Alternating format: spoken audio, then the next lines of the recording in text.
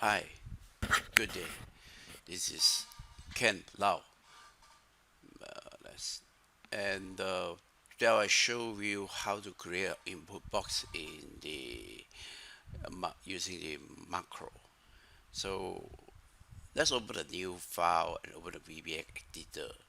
So click on this, and you can press alternate F11,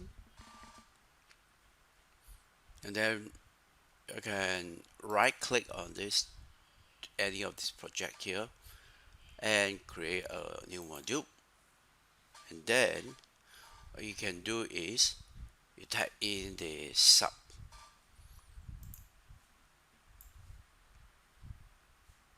Okay, so I'm going to use the two. I have two monitor with me, so I can actually use extended mode. Then what I can do is that I'll pull this over here, and I'll show the PowerPoint in my first video. So as a programmer, it's very good that if you have two monitor, so you can look at a different screen.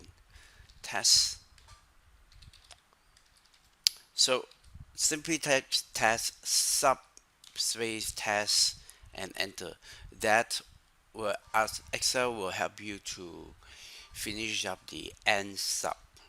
And then we now use input box. Our input box is you should know that in a short while. Now input box it's required you to have a variable, otherwise what's the point to have an input box?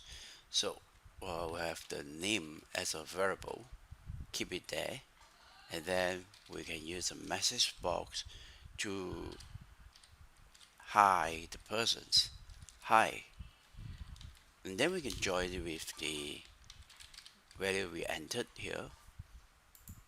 Okay, now we test it out by clicking on this run button.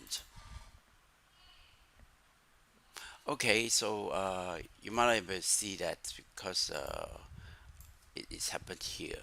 Okay, so now we just run these buttons. So we'll go here,